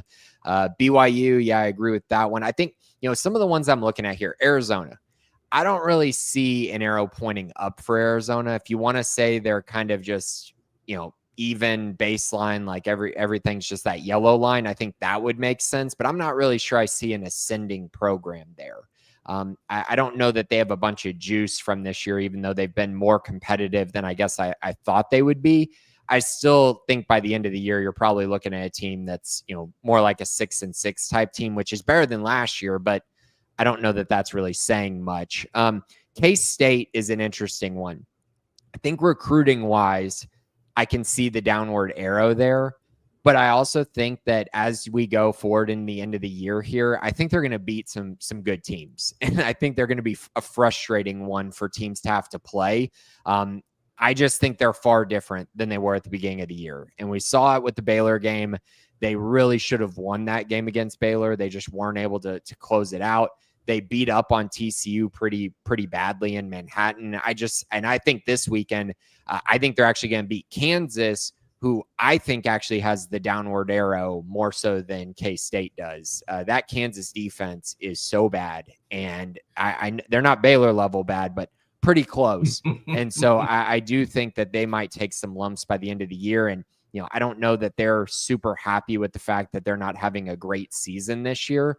And the only other one I would look at, I think Colorado is a yellow line for now. I don't think they're ascending at the moment either. I like what y'all did with West Virginia and UCF with the new coaches. I think it's fair to give them a pass on this year. I think we all kind of knew that it would be, UCF's probably overperforming. West Virginia's probably underperforming, but I think in general, they're both going to end the season just, hey, this was just year one and getting ready for next year. And we can probably have a better conversation then about those programs. But yeah, I think y'all pretty much had it right. I think that some of this is also schedule based. Like Houston's had just an awesome schedule. They haven't really had to be pushed very much. They lost the really only really good team they've played. They lost. They barely beat a terrible Oregon State team. So I'm still to be determined, but I like their coach. And I think their schedule plays out pretty well for them to finish the season strong. And sometimes schedules do you some favors. And I think that's what it's doing for Houston right now. All right, good stuff. And as knee-jerk as we are, Grayson, this thing could change pretty quickly, even based on what you maybe just said. But, man, it's going to be fascinating to watch it all play out. We'll look forward to seeing you. I hate that I don't always see you in the press box because Levi and Ashley, there's some jokes that it can happen when a game goes about 6 hours or close to 6 hours there at TCU. And so I was firing some off, and Levi at least seems to act like he likes those. So anyway, we'll look forward to seeing you. The only other thing I was going to say about that graphic, if we give Whittingham, because of his age and because of he's had such a great career, if we just said, okay, he's the best coach in the conference, and we took him aside, is Dillingham the next best coach in the conference, or would you give it to obviously Sitake's he's working on another really good season. I love the guy. I just love how he leads and how he is with the media. And I know that doesn't really have much to do with anything, but I do love that about him. How would you rank that if you were doing the top 2 or 3 coaches in this conference right now? I think you can add Whittingham into it. And I would just say this. I think that if I was starting a program, the coach that I would go with is Kenny Dillingham. I think he just gets it. Like he just gets NIL. He gets what he's needed to do with, alums and boosters. And I think he's built so much excitement for Arizona State, a program that was kind of, left for dead for a little bit in there. And he's risen them to very good heights. I mean, yeah, they lost to Utah, but that was more of a case of where I think they were just like, hey, man, we're banged up. We're going to sit a lot of guys and focus on the Tech game. And they took care of business.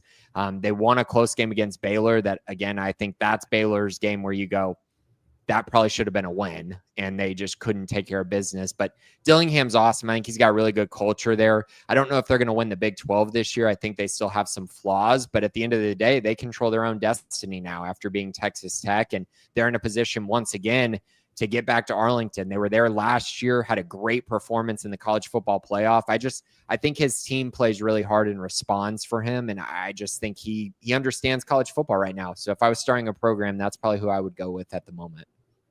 All right, appreciate it. Grayson, what do you have coming up rest of the week that we should be looking for on Sikkim 365? I got a really fun interview with Tobias Bass of The Athletic. That's going to be a basketball-centric interview with him. So he actually got to go to practice a week ago. So he talks about what he saw at practice. He also covers basketball recruiting. So he's gotten to see a lot of the recruits in person, a bunch of guys who Baylor's targeting. And then, of course, Baylor's 2026 commit Elijah Williams. He's gotten to see him extensively in person since he was a freshman. And so lots of really good nuggets there about the current team. And then, of course, about the future of men's basketball. So nice little breather in between some football for now. All right. Tell S11, hey, there are no Saturdays off. I was looking for my S11 reaction from Sam Bradshaw, and I'm sure it was a very important thing that he had, I think perhaps involving one of his children. But anyway, but that's good, Tobias, because a lot of times we have to lean on Ashley to observe practice. And I don't know. We need another voice, I think. And so I think that'll be good to hear from Tobias Bass. So, hey, thanks, Grayson. Have a great rest of the week, and then we'll wait to read what you have to say after Saturday's game. Awesome. Thanks, guys, for having me. Appreciate it. You bet. There he goes, Grayson Grundhoefer on the Matt Mosley Show. He's one of the stars over there at Sikkim 365. That'll be good. That sounds like something you would like, Scotty, is like a good practice report from Tobias. Who do we know that's a Tobias? Oh, Tobias Harris, who played with the 76ers. I don't know where he's playing now, but we that's the only Tobias. And there's a Tobias Menzies, who's a pretty good actor. Just trying to think of all the Tobiases I know. All right. So that was good. And man, a lot of different directions to go there. A Sawyer Robertson legacy game.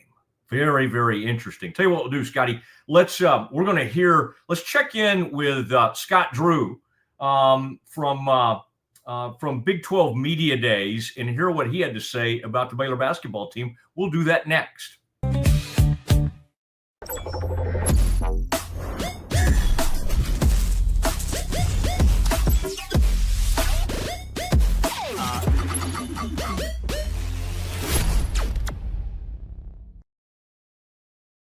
Everybody at Equalife really has a passion and a real interest in helping people feel well. How much further can we go to get you feeling even better? It is a complete partnership between the two of us.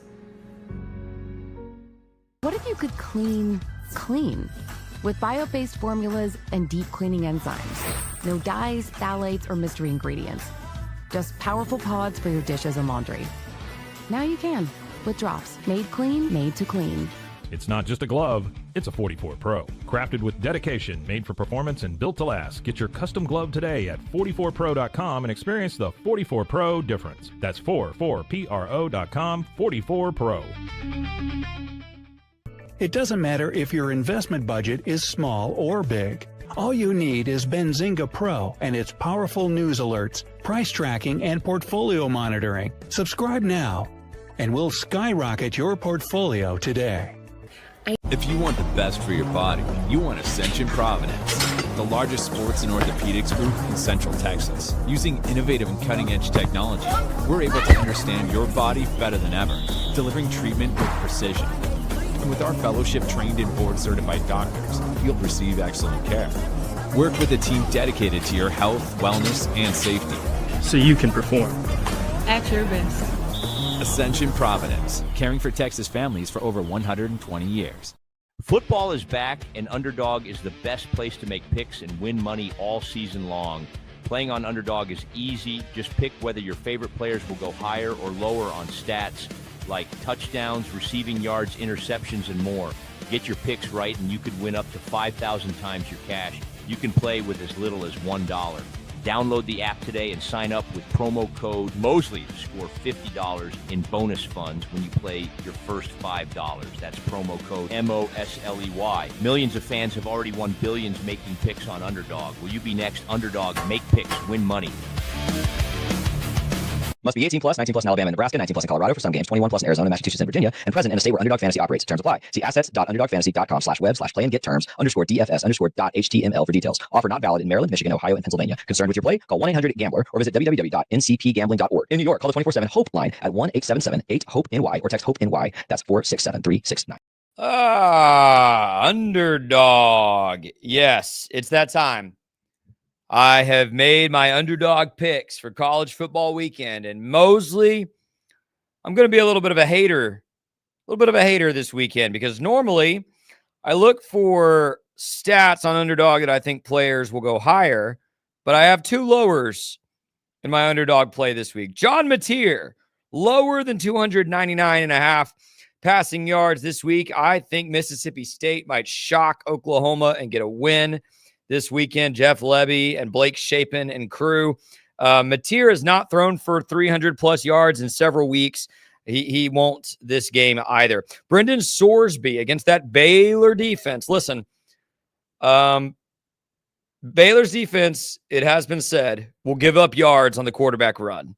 Brendan Sorsby has had higher than 33.5 rushing yards, 5 out of his last 6 games. He will do it against Baylor. Arch Manning.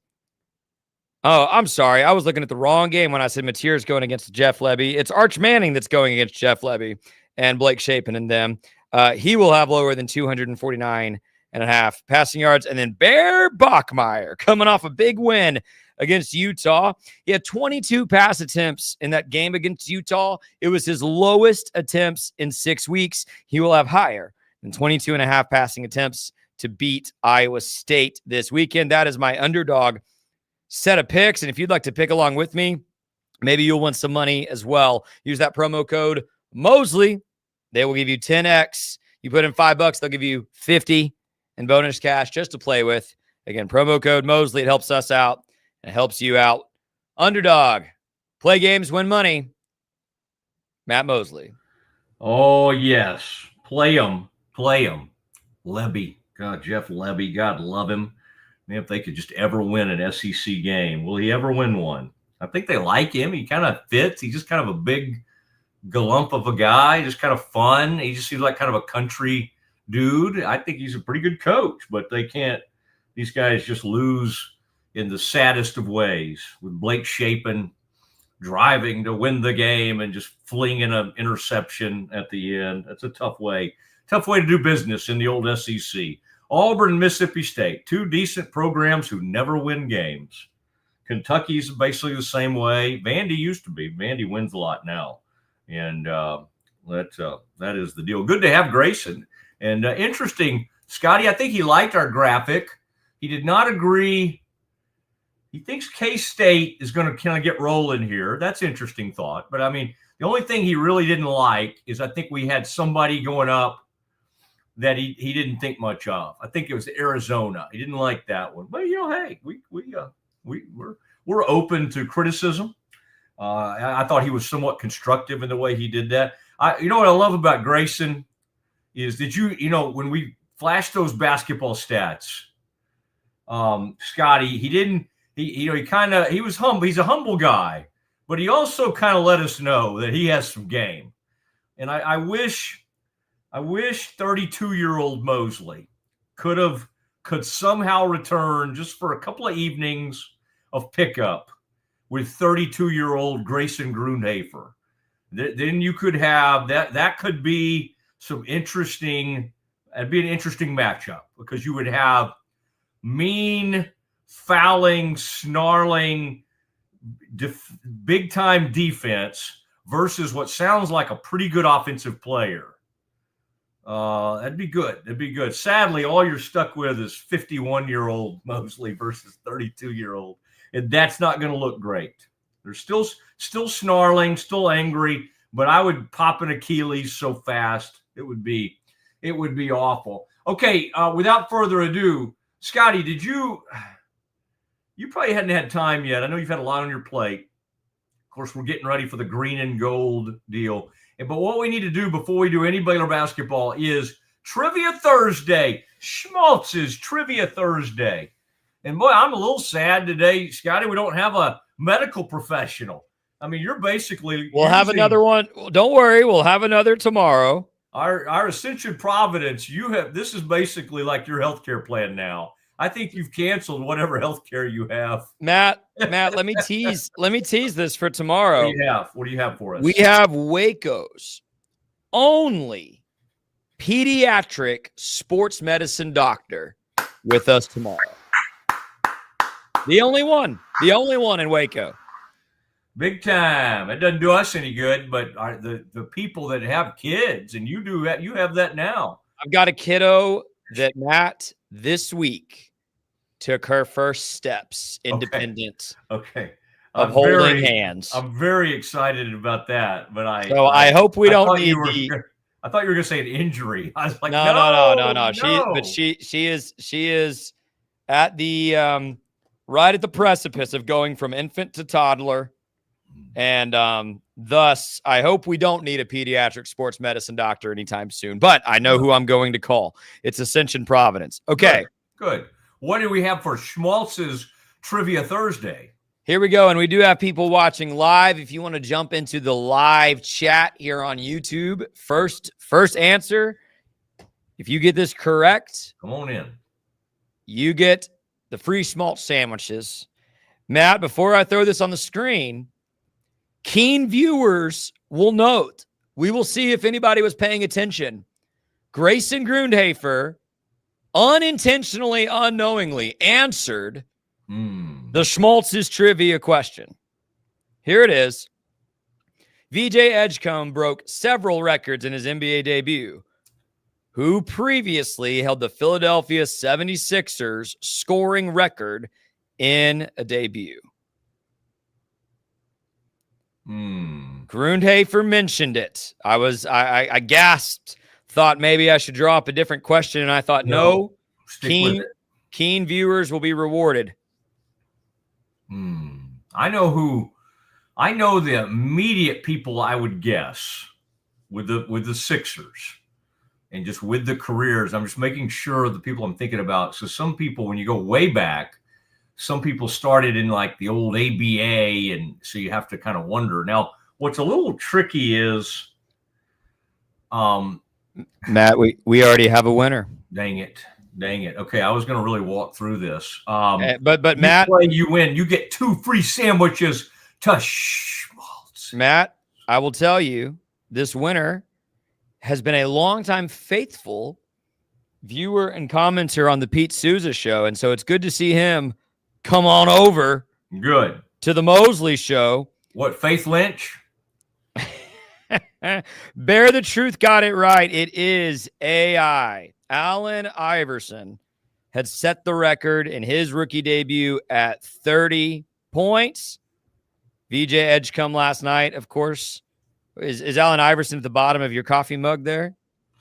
No, I'm just thinking. I do weird. I do weird things. I think sometimes I forget I'm actually on screen. VJ Edgecombe had 34. So broke a LeBron record, broke an Allen Iverson record. Is named now in the same sentence as Wilt Chamberlain, but Allen Iverson. So, hey, Brian, I know you have my contact info, but you can email, text me. Brian's got my number, actually. Let me get you those free Schmaltz sandwiches. Thanks so much for playing Schmaltz's Trivia Thursday.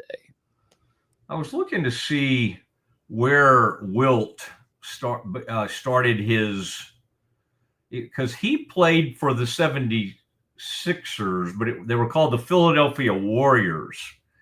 So I guess they weren't the Sixers back then, but they were the Philadelphia Warriors.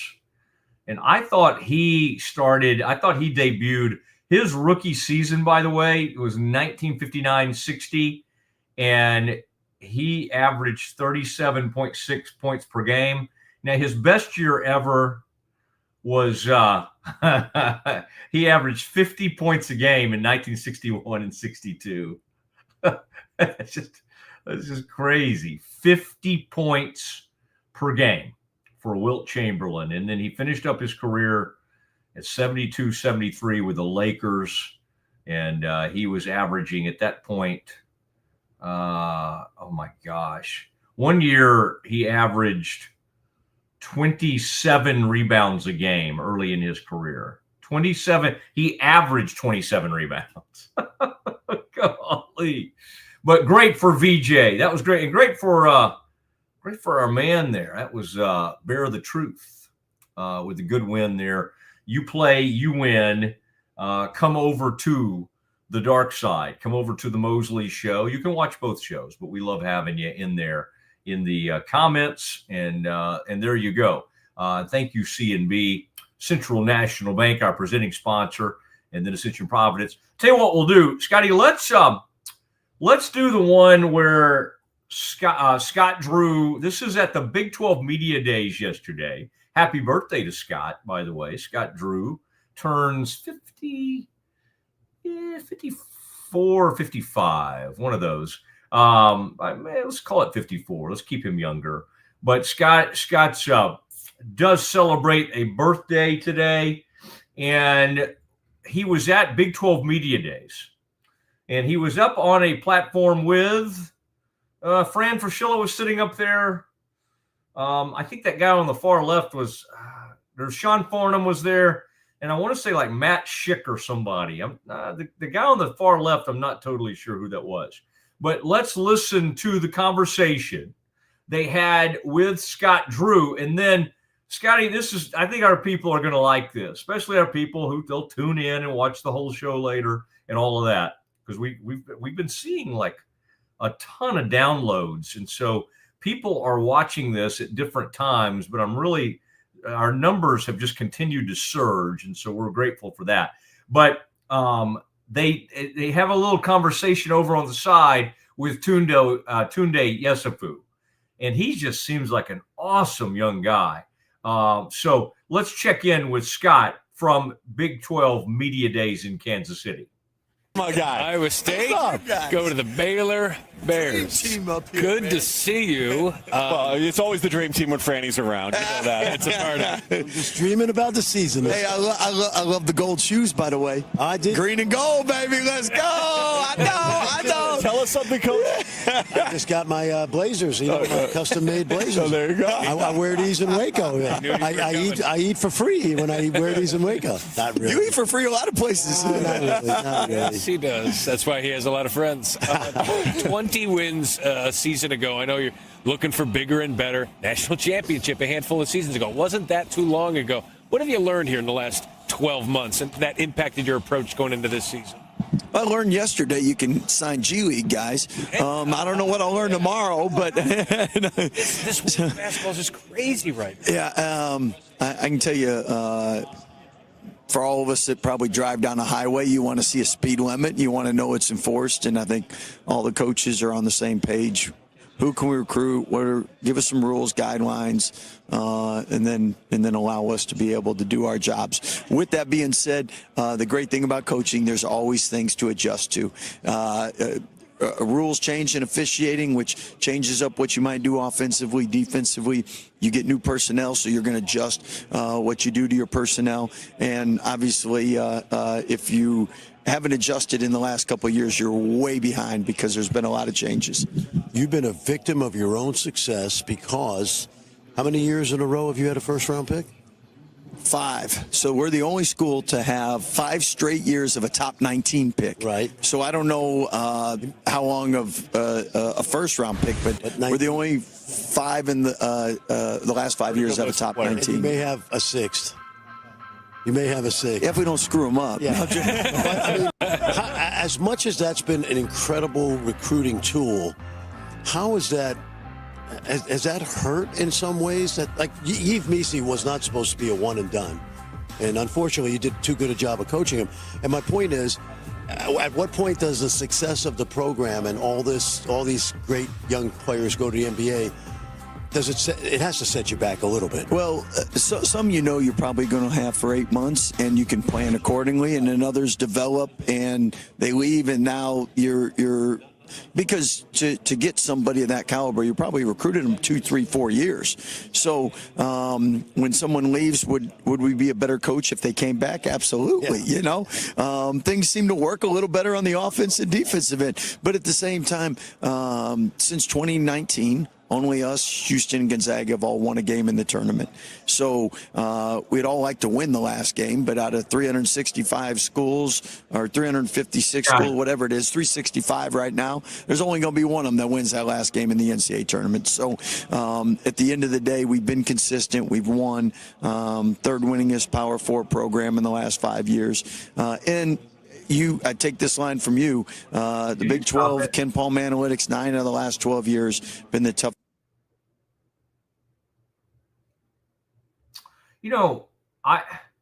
I love this. And Scotty, you and I talked about it. I think that's such a great thing. I hope I didn't screw you up, Scotty. Hopefully we can pick it up there. Although we're getting late in the show. First of all, good on Scott, because he's getting more willing to speak. I mean, he's got a huge voice in college basketball. And rather than just let Izzo do it alone, he kind of made a statement there early on. He's like, hey, we need this is crazy. These G League players, that's crazy. Scotty I never say anything on here that I wouldn't just text to Scott. And so I got no issue letting him know this.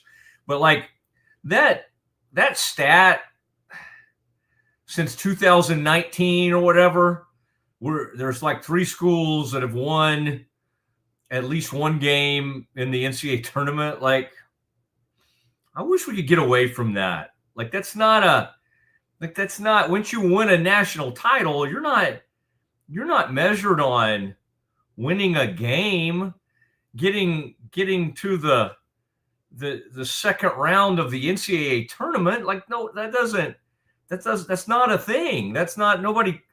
So anyway, sometimes Scott, because he has people that feed him a lot of these stats, and he's great at digesting those and repeating all those. There are some that make Baylor look incredible. That's not one of them. Maybe, and I get it. A lot of these other schools, some of these schools maybe have missed, and maybe some of them actually did get upset in the first round or something. But winning one game in the tournament each year, Baylor is held to so much of a higher standard to that. And one of the issues right now is that University of Houston, Gonzaga's thing finally came to an end. They had gone to 8 or 9 straight Sweet 16s, which is just unreal. That right there. I know I would rather have a title like Baylor does, but that's a Mark Few thing that's unreal. Once you win that title, and UConn and everybody else is measured by the same thing, you can't go 4 or 5 years without getting back to the Sweet 16. You're then measured at this extremely high level. And so anyway, I say that only to say that I just don't that part of it, Scotty, winning a game every year, one game in the NCAA tournament for a program of this magnitude is not one that I would continue to mention. All right, can we continue?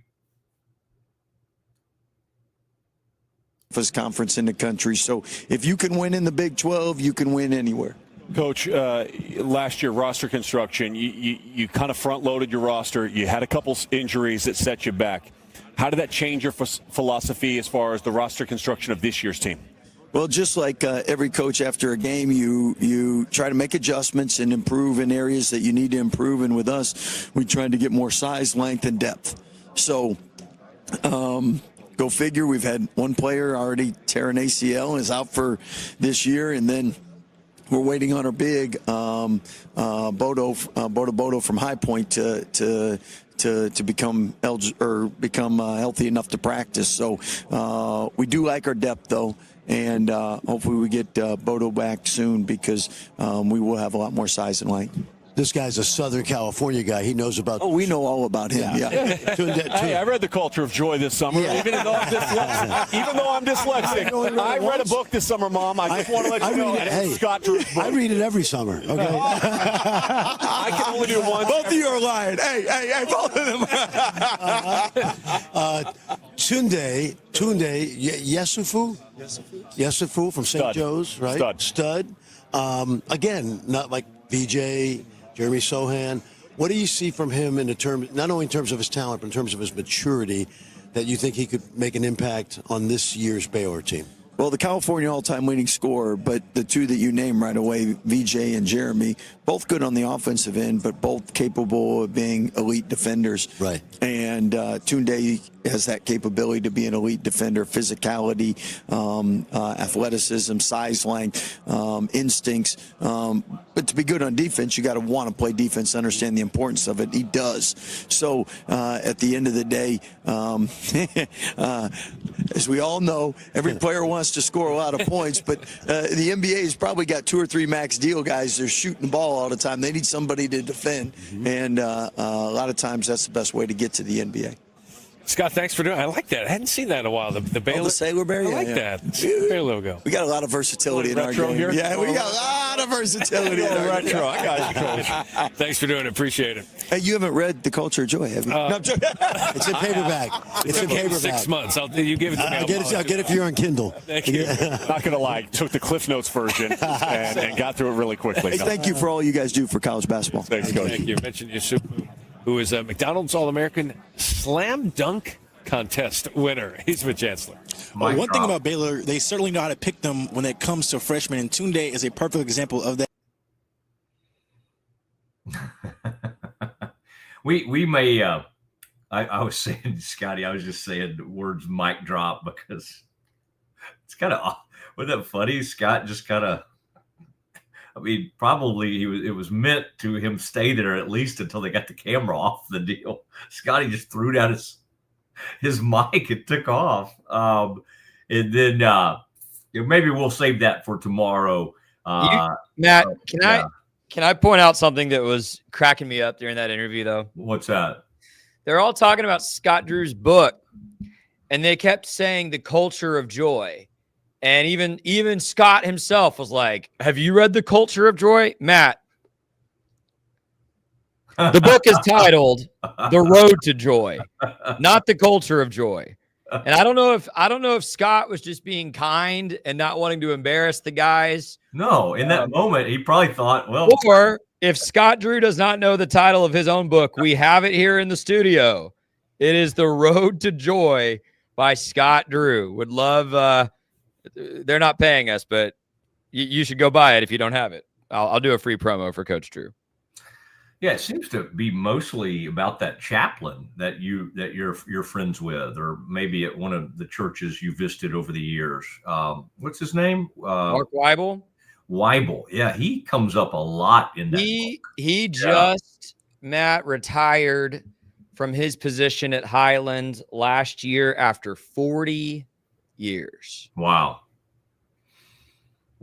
that's a great run. Pretty remarkable. That's a great run, and I don't know what his role is at Baylor now, but boy, he's been very valuable, and he's the kind of taller dude that's always saying the prayer. Yes. At the end of games, and seems like a great guy. So yeah, we may have to have him on sometime. All right, that would be fun. The book underneath my microphone, I probably shouldn't share this, is Art Briles, Looking Up. Oh, goodness. It's maybe a little bit different than Road to Joy by Scott Drew, which I don't know if I'm in there. Did I make that book, Scotty? I fear I didn't, which I think is a major oversight. Probably, Scott, you would think somehow I would have been involved. Hey, the Brazos Landing, I'd get right out there. I mean, any day for like a happy hour. Let's see. It's almost 3. Happy hour has started. They'll go right till 6 o'clock. Unbelievable drink specials. Just kind of get out there, stir it around a little bit, whatever you have there. Mocktails. Have a mocktail. Mocktail, that's a good non-alcoholic Baylor drink. But sit out right there by the river. Let those kind of river breezes hit you, and just have a great time. That would be a great. And then the food. Oh my gosh! Even some of their happy hour specials. They'll get some of the. You got to try some of that. I mean, I've done every kind of shrimp dish they have to offer. Scotty did the fried shrimp, fried gator, fried something else. Maybe some chicken tenders were on there. He did a big fried combo plate and really seemed to enjoy it. Just the way they battered it and everything was wonderful. And then if you just want some like chips and queso and guac, and they've got this unbelievable like kind of mango salsa, get over there to the Brazos Landing. Scotty, been a good one. I mean, we've done it again. We've knocked out 2 hours. Thanks to Grayson Grundhoefer. Thanks to Schmaltz's. The Schmaltz's trivia question was we had a big winner today. Thank you, Cherry Johnson, Siegmund James. Happy birthday, Scott James. His birthday was yesterday. I believe his 50th birthday. The great friend of mine for many, many years, and the James family, very close to the Mosley family. Congratulations. That he's the James right up there on that law firm. Scott James, one of the all-time greats. Barry James, his dad. Now you talk about an all-time great, tremendous. And then his dentist brother, Jeff, who I went to school with, my age, and Scott was about 2 years younger, I should say. All right, it is the Mosley Show. It's all we have for you today. We'll see you tomorrow at 1 o'clock. Thank you, Scotty.